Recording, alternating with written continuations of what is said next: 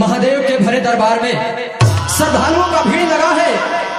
उसी समय एक भक्त अपने भोले बाबा से आराधना करता है और बोलता है, बाबा जागा हो, बाबा जागा हो, बाबा जागा हो। हम तुम्हारी तपस्या से प्रसन्न हैं। बताओ तुम्हें क्या चाहिए? सब के हुनर में हरारू चाहिए